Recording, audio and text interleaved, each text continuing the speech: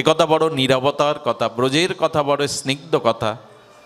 চলুন বৃন্দাবনে, সেই ব্রজবিপিনে, ব্রজ বৃন্দাবনে, সেই অপ্রাকৃত চিন্ময় ধামে সন্তকা মনসুকা মধুমঙ্গল শ্রীদামকে নিয়ে গোবিন্দ সখাদের নিয়ে বসেছেন।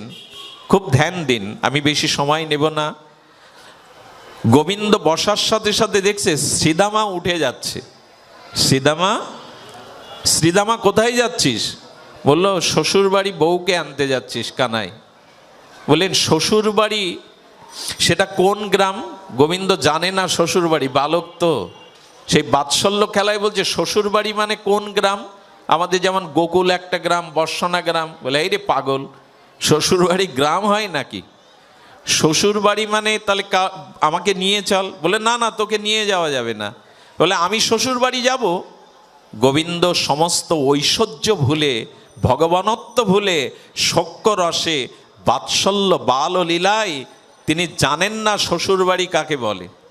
শ্রীদামা বলছে শোন, বাপার বাড়ি যেমন আছে বাবার বাড়ি, আবার মা যেখানে জন্মেছিল মামার বাড়ি, মায়ের বাড়ি।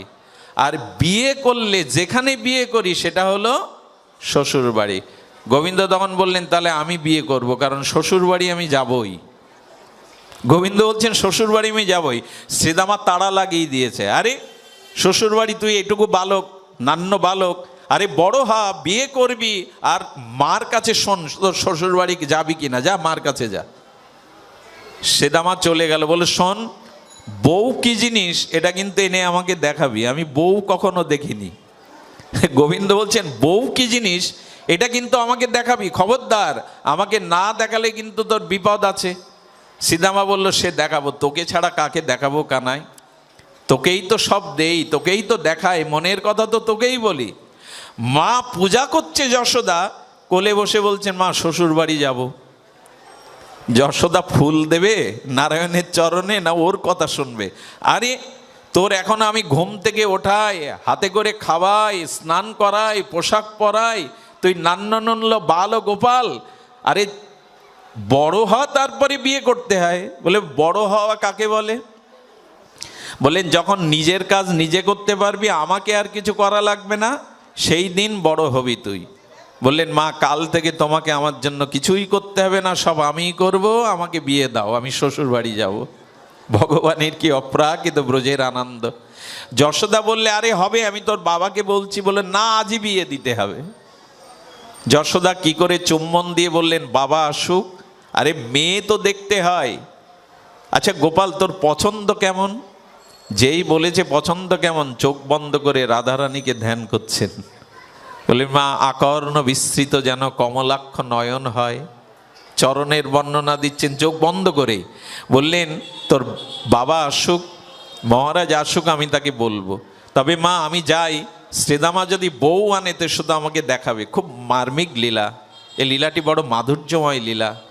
শ্রীদামা আসছে দেখে গোবিন্দ আর পরম ব্যাকুলতায় বইয়ের মুখ দেখবে বলে যাচ্ছে, কিন্তু এখান থেকেই শুরু হলো সেই মার্মিক তত্ত্ব, সেই অভাবনীয় কথা। শ্রীদামার স্ত্রীর নাম ছিল মাধবী। শ্রীদামার স্ত্রীর নাম মাধবী। 84 ক্রোশ ব্রজেই তার জন্ম। যখন বিবাহ হয় ব্রজবাসী মায়েদের ঘোমটা দেওয়া থাকে এবং সবসময় তারা মুখটা আবৃত করে রাখে, যারা আদি ব্রজবাসী। শাশুড়ি বলে দিয়েছেন শোন, আমার জামাই শ্রীদামার বন্ধু কানাই একজন আছে বৃন্দাবনে, খবরদার শ্বশুরকে শাশুড়িকে সবাইকে সেবা করবি, সবাইকে উপযুক্ত সম্মান দিবি, কিন্তু কোনোদিন মনের ভুলেও ওই কানাইয়ের মুখ দেখবি না। বলে মা তার মানে কানাইয়ের মুখ কে? সে কানাই, দেখলে কি হবে? বলে যদি দেখিস তোর আর সংসার করা হবে না, তোরা স্বামীর ঘর করা, ও যে ওর দিকে একবার তাকায় তার আর সংসার, তার আর স্ত্রী ধর্ম পতি ধর্ম থাকে না। আমি নির্দেশ দিচ্ছি কখনো যেন কানাইয়ের দিকে চাইবি না। আমার কি মনে হয় জানো মা, জগতে যাকে দেখবার আমাদের বেশি নিষেধ আছে তাকে না দেখবার, আর জগতে যাদের না দেখবার আমরা সারা জীবন তাদেরই দেখি বেশি। যাকে দেখবার তাকে আমরা দেখতে চাই না। কত মন্দির পড়ে রয়েছে, পাশ দিয়ে যায়, একবার বিগ্রহকে মনের নয়নে মাধুরী মিশিয়ে তাকে দেখি না। একবার তার দিকে দৃষ্টি দিন, একবার দিলে আর কুদৃষ্টি থাকবে না, সুদর্শন হয়ে যাবে, আপনার দর্শনটা সু হয়ে যাবে। কিন্তু যাকে দেখবার জগতে তাকে আমরা দেখি না। কত গন্ধ জিনিস দেখি, কত অশ্লীল জিনিস দেখি, অথচ ভগবানকে দেখি না, নয়নকে সার্থক করি না। এই জন্য এই বাধা আমাদেরও, এই বাধা আমাদেরও। কবিগুরু বললেন, সকাল থেকে সারাদিন যাদের দিকে তাকালে, যাদের আপন বলে ডাকলে, যাদের মমতা ভরা, যাদের আহ্বান করলে, তারা তোমার কেউ না, তারা প্রকৃত আপনজন না। অথচ যার দিকে তাকাবার সে তোমার হৃদয়ে বসে আছে, কই তার দিকে তো একবারও তাকালে না।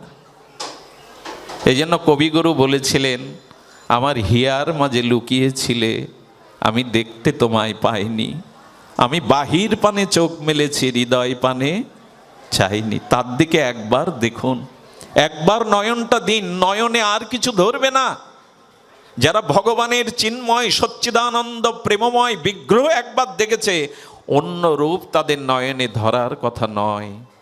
আমরা আসলে দেখি না, প্রাণের মাধুরী মিশিয়ে তাকে দেখি না।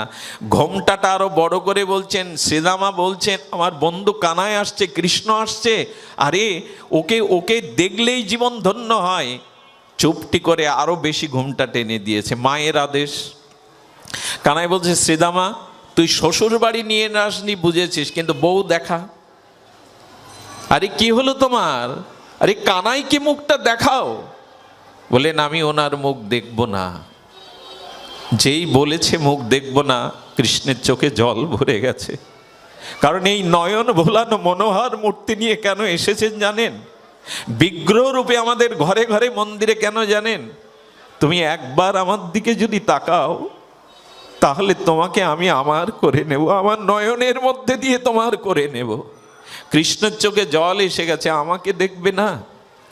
তবে শোনো মাধবী, তুমি আজ আমাকে দেখলে না, তবে শুনে রাখো, আজ আমি প্রতিজ্ঞা করছি, একদিন আমাকে দেখবার জন্য তোমাকে হাহাকার করতে হবে, কাঁদতে হবে, ছটপট করতে হবে, তুমি আমাকে দেখতে পাবে না।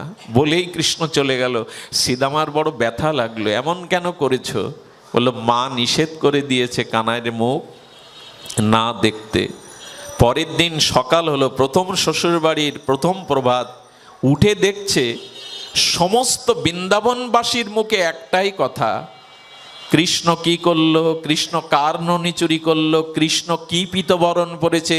আমি নিশ্চিত করে বলতে পারি, কৃষ্ণ আপনাকে আত্মসাৎ করবেই, রাধারানী আপনার ভেতরে প্রবেশ করবেই। কি করে জানেন? আমাদের পঞ্চ জ্ঞানেন্দ্রিয়, চক্ষু কর্ণ নাসিকা জিহ্বা ত্বক, যারা ব্রজে যায়, এই পাঁচটাই তো সাথে যায়। ব্রজে দেখবেন, আপনি কৃষ্ণকে দেখতে না চাইলেও চোখটা যেদিকে পড়বে, কোথাও না কোথাও বিগ্রহ, কোথাও না কোথাও আপনি গোবিন্দের ছবি, গোবিন্দের নাম দেখতে পাবেন। ছবি দেখাই মানে তো নয়ন দিয়ে তাকে ভেতরে ঢুকলো সে।